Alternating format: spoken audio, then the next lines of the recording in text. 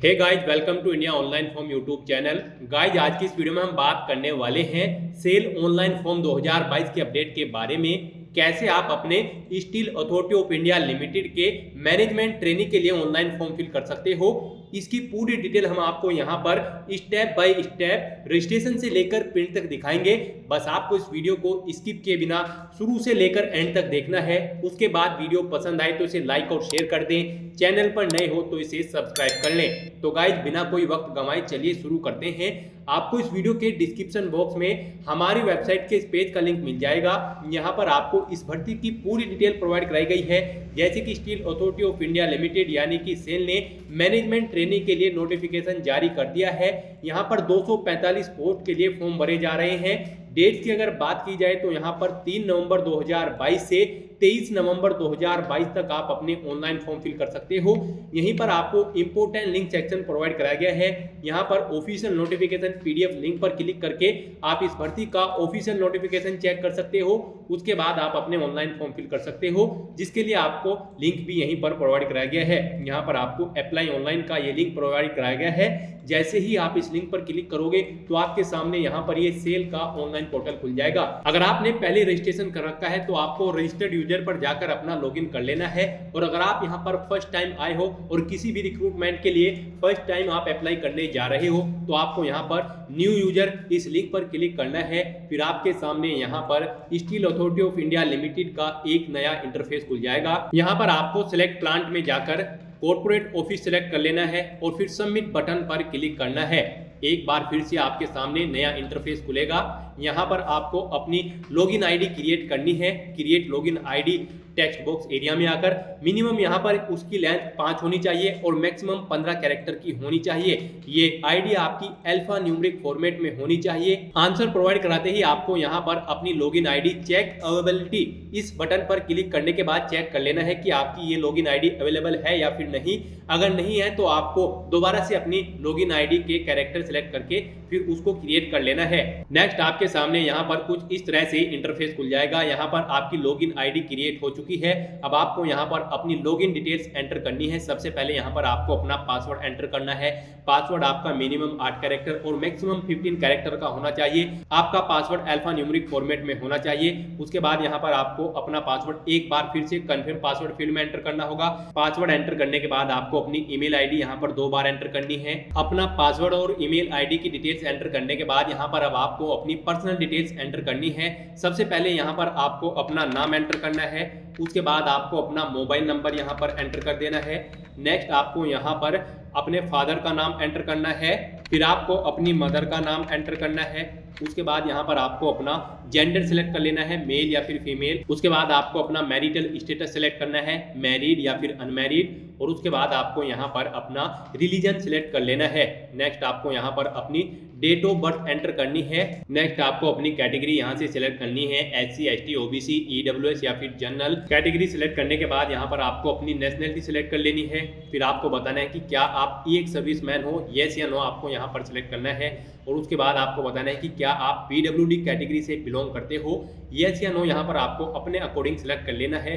फिर आपको बताना है कि क्या आप सेल के एम्प्लॉय हो, येस या नो यहाँ पर आपको भी अपनी अकॉर्डिंग ही सिलेक्ट करना है। नेक्स्ट आपको बताना है कि क्या आप किसी पब्लिक सेक्टर डिपार्टमेंट या फिर गवर्नमेंट में कार्यरत हो, येस या नो यहाँ पर आपको अपने अकॉर्डिंग सिलेक्ट कर लेना है। तो इस तरह से यहाँ पर अपनी पूरी पर्सनल डिटेल्स एंटर करने के बाद आपको सेव एंड प्रोसीड बटन पर क्लिक करना है। नेक्स्ट आपके सामने यहाँ पर कुछ इस तरह से इंटरफेस खुल जाएगा। यहाँ पर अब आपको अपना कम्युनिकेशन एड्रेस की डिटेल्स एंटर करनी है। तो इस तरह से अपना कम्युनिकेशन एड्रेस एंटर करने के बाद आपको यहाँ पर आपका परमानेंट एड्रेस एंटर करना है। और अगर आपका कम्युनिकेशन एड्रेस और परमानेंट एड्रेस सेम है तो बस आपको यहाँ पर इस चेकबॉक्स को ओके करना है। ऑटोमेटिकली यहाँ पर आपका एड्रेस फिल हो जाएगा। फिर आपको यहाँ पर सेव एंड प्रोसीड बटन पर क्लिक करना है। उसके बाद यहाँ पर आपके सामने कुछ इस तरह से इंटरफेस खुल जाएगा। यहाँ पर आपको अपना रिसेंट फोटो और सिग्नेचर अपलोड करने हैं। चूज फाइल बटन पर क्लिक करने के बाद उनको अपलोड करने से पहले यहाँ पर आपको कुछ इंस्ट्रक्शंस प्रोवाइड कराए गए हैं, उनको आपको रीड कर लेना है। फोटोग्राफ आपका 3.5 इंटू 4.5 सेंटीमीटर कलर पिक्चर होनी चाहिए और साइज उसका 20 KB से 50 KB के बीच में JPG या फिर JPG फॉर्मेट में होना चाहिए। ऐसे ही यहाँ पर आपके सिग्नेचर के लिए इंस्ट्रक्शन प्रोवाइड कराए गए हैं। सिग्नेचर आपके 6 इंटू 3 सेंटीमीटर में होने चाहिए, 10 से 20 KB के बीच में JPG या फिर JPG फॉर्मेट में। तो आपको यहाँ पर अब चूज फाइल बटन पर क्लिक करके अपना फोटो सिलेक्ट करके अपलोड कर देना है। तो इस तरह से यहाँ पर अपना फोटो सिग्नेचर अपलोड करने के बाद आपको फिर से सेव एंड प्रोसीड बटन पर क्लिक करना है। नेक्स्ट आपके सामने यहाँ पर कुछ इस तरह से इंटरफेस खुल जाएगा। यहाँ पर आपको आपके रजिस्ट्रेशन फॉर्म का पूरा प्रीव्यू शो कर दिया गया है। पूरी डिटेल जो आपने फिल की है उसका पूरा प्रीव्यू यहाँ पर आपको शो कर दिया है। अब आपको इसे नीचे स्क्रॉल डाउन करना है और अगर आपके रजिस्ट्रेशन फॉर्म में कोई मिस्टेक है तो आप एडिट करके उस मिस्टेक को ओके कर सकते हो। अदरवाइज आपको यहाँ पर डिक्लेरेशन सेंटर में इस checkbox I accept the above declaration, इस चेकबॉक्स को ओके करना है और फिर सेव एंड प्रोसीड बटन पर क्लिक कर देना है। फिर आपको यस करना है। यहाँ पर आपसे पूछा गया है कि क्या आप अपना एप्लीकेशन फॉर्म फाइनली सबमिट करना चाहते हो, तो अब आपको यहाँ पर यस पर क्लिक कर देना है। नेक्स्ट आपके सामने यहाँ पर आपका पूरा प्रीव्यू एक बार फिर से शो कर दिया गया है। फिर आपको नीचे स्क्रॉल डाउन करना है और प्रिंट बटन पर क्लिक करके आपको अपने एप्लीकेशन फॉर्म का एक प्रिंट आउट ले लेना है फ्यूचर रेफरेंस के लिए। और उसके बाद यहाँ पर आपको login/continue टू योर डैशबोर्ड इस बटन पर क्लिक करना है। फिर आपके सामने यहाँ पर कुछ इस तरह से इंटरफेस खुलेगा।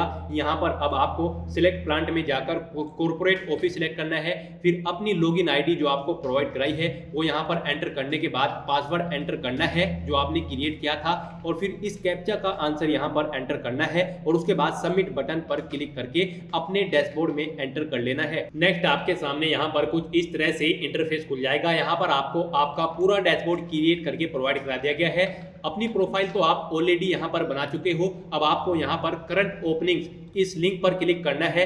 फिर आपके सामने यहाँ पर कुछ इस तरह से इंटरफेस खुल जाएगा। यहाँ पर आपको प्लांट यूनिट सिलेक्ट कर लेनी है, कॉर्पोरेट ऑफिस। उसके बाद आपको यहाँ पर मैनेजमेंट ट्रेनी सिलेक्ट कर लेना है और फिर प्रोसीड बटन पर क्लिक करना है। उसके बाद आपके सामने यहाँ पर कुछ इस तरह से इंटरफेस खुल जाएगा। यहाँ पर आपको आपके एप्लीकेशन फॉर्म की पूरी इंफॉर्मेशन प्रोवाइड करा दी गई है। यहाँ पर आपकी रिक्रूटमेंट डिटेल्स तो कंप्लीट हो चुकी है। अब आपको यहाँ पर applicant details, communication details, GATE 2022, 10वीं क्लास की detail, 12th class, BTech, post graduation और एक्सपीरियंस की डिटेल्स एंटर करनी है। तो यहाँ पर अब आपको कंटिन्यू इस बटन पर क्लिक करना है और फिर नेक्स्ट स्टेप के लिए बढ़ जाना है। नेक्स्ट आपके सामने यहाँ पर कुछ इस तरह से इंटरफेस खुल जाएगा। यहाँ पर आपको इस चेकबॉक्स को ओके करना है। यहाँ पर आपसे पूछा गया है कि आपने सभी इंस्ट्रक्शंस केयरफुली रीड कर लिए हो, तो आपको इस चेकबॉक्स को ओके करना है और फिर सेव एंड कंटिन्यू बटन पर क्लिक करना है। नेक्स्ट आपके सामने यहाँ पर एप्लीकेंट की पूरी डिटेल खुल जाएगी। ये डिटेल आपको यहाँ पर ऑलरेडी ऑटोमेटिकली फिल्ड मिल जाएगी क्योंकि आपने रजिस्ट्रेशन टाइम पे ये सभी डिटेल्स फिल कर दी थी।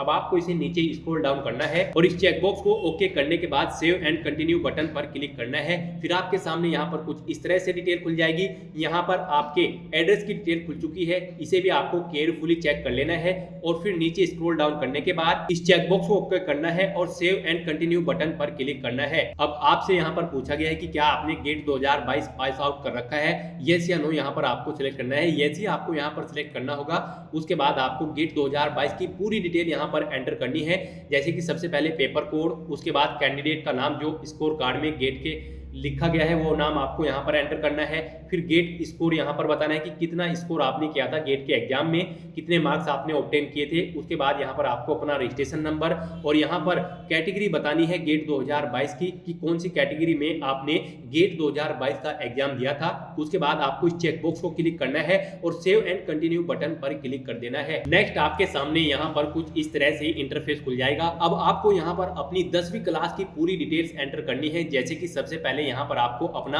बोर्ड या फिर स्कूल का नाम एंटर करना है। उसके बाद अपने इंस्टीट्यूट का नाम या स्कूल का नाम। उसके बाद आपको यहाँ पर पासिंग ईयर सिलेक्ट कर लेना है कि कौन से साल में आपने अपनी 10th क्लास पास की थी। उसके बाद टोटल मार्क्स कितने थे 10th में और सिक्योर्ड मार्क्स कितने मार्क्स आपने ऑब्टेन किए थे उनमें से, वो यहाँ पर आपको एंटर करने हैं। टोटल परसेंटेज आपकी यहाँ पर आ जाएगी। उसके बाद आपको सेव एंड प्रोसीड बटन पर क्लिक कर देना है। 10th क्लास की डिटेल फिल करने के बाद अब आपको अपनी इंटरमीडिएट यानी कि 12th क्लास की डिटेल प्रोवाइड करानी है। ऐसे ही यहाँ पर आपको अपना बोर्ड या स्कूल का नाम सिलेक्ट करना है। फिर यहाँ पर आपको अपने इंस्टीट्यूट यानी कि स्कूल का नाम सेलेक्ट एंटर करना है। 10th क्लास डिटेल फिल करने के बाद अब आपको यहाँ पर अपनी 12th क्लास की डिटेल फिल करनी है। सबसे पहले यहाँ पर आपको अपने बोर्ड या फिर स्कूल का नाम एंटर करना है, फिर अपने स्कूल का नाम यानी इंस्टीट्यूशन का नाम यहाँ पर आपको एंटर करना है, फिर पासिंग ईयर यहाँ से सेलेक्ट कर लेना है और टोटल मार्क्स यहाँ पर एंटर करने के बाद कितने मार्क्स आपने ऑब्टेन किए हैं वो इस फील्ड सिक्योर्ड मार्क्स में एंटर करने हैं और फिर यहाँ पर टोटल परसेंटेज आपकी ऑटोमेटिकली कैलकुलेट होकर आ जाएगी। तो इस तरह से यहाँ पर अपनी डिटेल पूरी तरह फिल करने के बाद आपको सेव एंड प्रोसीड बटन पर क्लिक कर देना है। नेक्स्ट आपके सामने यहाँ पर कुछ इस तरह से इंटरफेस खुल जाएगा। अब आपको यहाँ पर मैनेजमेंट ट्रेनिंग की पोस्ट के लिए BTech डिग्री की डिटेल्स यहाँ पर एंटर करनी है। सबसे पहले यहाँ पर आपको यूनिवर्सिटी या फिर इंस्टीट्यूट का नाम एंटर करना है, फिर अपनी डिसिप्लिन यानी कि कौन सी डिसिप्लिन में आपने अपनी इंजीनियरिंग कंप्लीट की है वो एंटर करनी है, फिर यहाँ पर आपको पासिंग ईयर सेलेक्ट कर लेना है और उसके बाद यहाँ पर आपको अपने सेमेस्टर्स की पूरी डिटेल एंटर करनी है। जैसे कि सबसे पहले आपको सेमेस्टर का नेम यहाँ से सेलेक्ट करना है 1 2 3 4 5 6, उसके बाद मैक्सिमम मार्क्स यानी कि टोटल मार्क्स कितने थे और उसमें से आपने कितने मार्क्स ऑब्टेन किए हैं वो यहाँ पर आपको एंटर करने हैं। टोटल परसेंटेज आपकी यहाँ पर निकल कर आ जाएगी। उसके बाद यहाँ पर आपको टोटल परसेंटेज बता देनी है सभी सेमेस्टर्स की। अपनी BTech की डिटेल्स यहाँ पर एंटर करने के बाद आपको सेव एंड प्रोसीड बटन पर क्लिक कर देना है। उसके बाद यहाँ पर आपको अपनी पोस्ट ग्रेजुएशन डिटेल्स एंटर करनी है। क्या आप पोस्ट ग्रेजुएट हो, यस या नो आपको यहाँ पर सिलेक्ट करना है। अगर आपने अपनी पोस्ट ग्रेजुएशन कंप्लीट कर रखी है तो आपको यस सिलेक्ट करके उसकी डिटेल एंटर करनी है। अगर आपने पोस्ट ग्रेजुएशन नहीं की है तो बस आपको यहाँ पर सिलेक्ट कर लेना है नो और फिर इस चेक बॉक्स को ओके करना है और फिर सेव एंड कंटिन्यू बटन पर क्लिक कर देना है।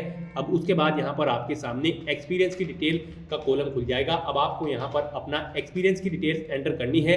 अगर आपके पास कोई एक्सपीरियंस है तो आपको यस सेलेक्ट करना है और अगर नहीं है तो आपको यहाँ पर नो सेलेक्ट करना है और उसके बाद कंटिन्यू कर देना है। नेक्स्ट आपके सामने यहाँ पर कुछ इस तरह से इंटरफेस खुल जाएगा। आपका एप्लीकेशन फॉर्म सक्सेसफुली फिल हो चुका है। अब यहाँ पर आपको उसका एक पूरा प्रीव्यू प्रोवाइड करा दिया गया है। आपको पूरी डिटेल 1 बाय 1 करके केयरफुली चेक कर लेनी है। अगर आपको कोई यहाँ पर मिस्टेक नजर आती है तो आपको बैक टू एडिट बटन पर क्लिक करना है और अपनी मिस्टेक को सही करके फिर से सबमिट कर देना है। और अगर आप अपनी सभी इंफॉर्मेशन कंप्लीट रूप से चेक कर चुके हो और आप श्योर हो कि आपकी इंफॉर्मेशन सभी करेक्ट है तो बस अब आपको इस चेकबॉक्स को ओके करना है।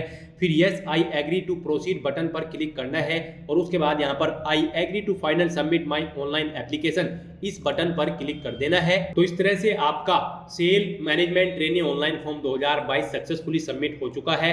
बस अब आपको यहाँ पर अपना फीस पेमेंट करना है। आपको इस पेज को नीचे स्क्रॉल डाउन करना है और यहाँ से मेक पेमेंट बटन पर क्लिक कर देना है। अब यहाँ पर आपके सामने पेमेंट गेटवे का ऑप्शन खुल चुका है। आपकी कैटेगरी के अकॉर्डिंग यहाँ पर फीस का अमाउंट आ जाएगा। 700 रुपये यहाँ पर जनरल कैटेगरी के लिए है, बाकी की कैटेगरी के लिए उनका फीस अमाउंट यहाँ पर उनकी कैटेगरी के अकॉर्डिंग आ जाएगा।